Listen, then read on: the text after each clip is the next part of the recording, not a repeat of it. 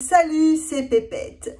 Il n'y a que dans les contes de fées, ou presque, que les princes et princesses se marient par amour. Oui, non, dans la vraie vie, c'est généralement à leur corps défendant et pour des raisons politiques. Évidemment, les nuits de noces ne se passent pas toujours comme prévu.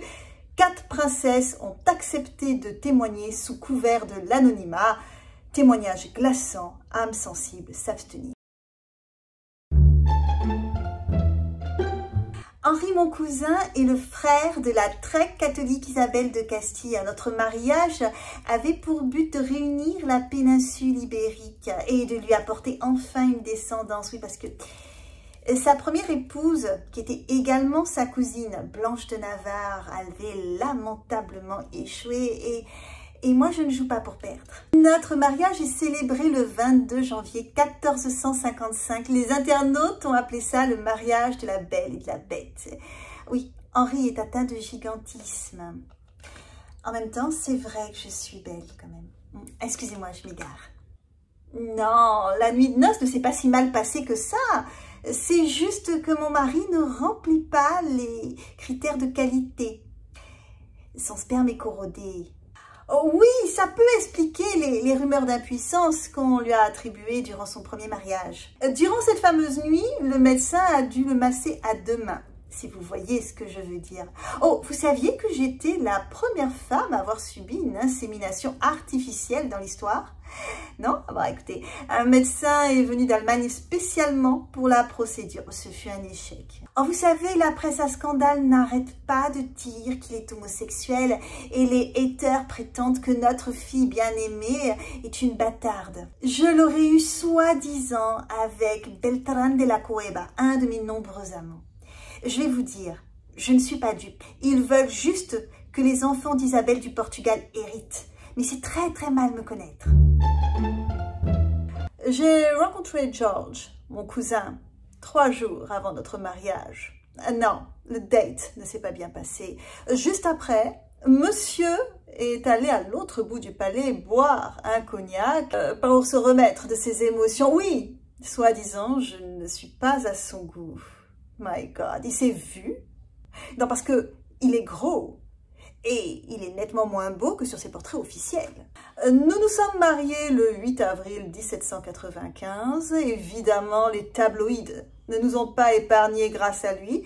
Il a fallu qu'il rappelle que Georges traînait des pieds pendant la cérémonie et qu'au moment de me jurer fidélité éternelle, il a préféré regarder une de ses maîtresses. Cet homme est une part de trifle. Tout le monde sait qu'il se marie parce que le Parlement a accepté d'éponger ses dettes. Moi non plus, je n'ai pas le choix. Pourtant, je sais tenir mon rang. My bad, je m'égare. Alors, la nuit de noces, il nous l'a fait Actor Studio. Oui, je l'attendais sur le lit en mode étoile des mers. Monsieur a préféré jouer les vierges effarouchées qui se réchauffent près de la cheminée. Non mais, un homme qui fréquente la gueuse et se drogue au laudanum. Non mais hello quoi. Oh, vous savez, les tabloïds disent tellement de choses. Que je vis ma vie, que je le trompe, bon enfin, lui c'est pas mieux, que nous vivons loin l'un de l'autre, c'est un fait, et que nous nous sommes connus charnellement que 3 fois. Oui, mais en attendant, nous avons réussi à avoir notre petite Charlotte. Ce n'est pas le cas de tout le monde, il y a des gens qui passent toute une vie sans y arriver, Demandez à cette pauvre Mary. Je ne sais pas si je pourrais encore en parler. J'avais 16 ans, lui 35. Il avait été marié 2 fois, sans héritier. C'était une obsession pour lui, sans parler de son fort appétit sexuel.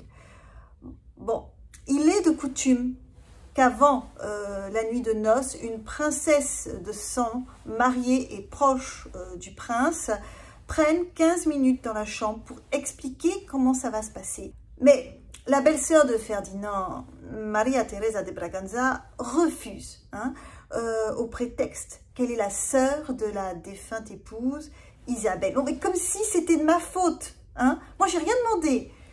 Comme il n'y avait aucune princesse, c'est la plus âgée des dames d'honneur qui doit normalement s'y coller. Mais celle-ci refuse. Soi-disant, elle ne sait pas ce que son mari fait. Non mais attends, Tu le vois bien ce qu'il fait, non? Bref, il est rentré pour m'expliquer. Moi, je suis terrorisée. En plus, il a 35 ans. Il est calleux, il est moche, il est gros. J'ai peur. Bon, Ferdinand ne parle pas allemand et moi, je ne parle pas espagnol. Mais comment vous voulez qu'on se comprenne? Il s'énerve, il sort violemment. Je vois les deux vipères qui rentrent. Elle m'explique, enfin. Ensuite, il est rentré de nouveau. J'ai tellement eu peur pendant la pénétration que j'ai déféqué.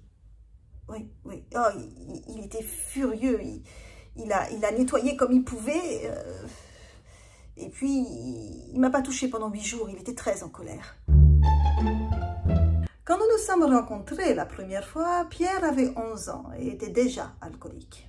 Il a été élevé de manière assez cruelle, ce qui a impacté sa vie d'adulte et celle de son entourage. Sa tante, Elisabeth Petrovna, impératrice de Russie, ne croyait pas en lui, même quand elle lui a donné le pouvoir.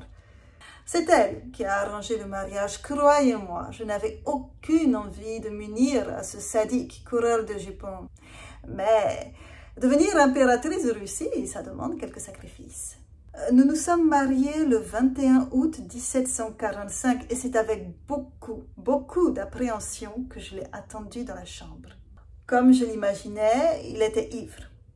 Il me regarde, s'affale comme une otarie sur le lit, s'étale et ronfle. Le lendemain, je l'attends au lit. Lui joue toute la nuit avec ses soldats en bois, ses miniatures de forteresse, comme un enfant. Pourtant, Dieu sait qu'il aime les femmes. Bon, un soir, j'ai mis le holà, j'ai tout glissé sous le lit. Et là, on a consommé. De toute façon, Pierre était un boulet. Je m'en suis débarrassée au moment opportun.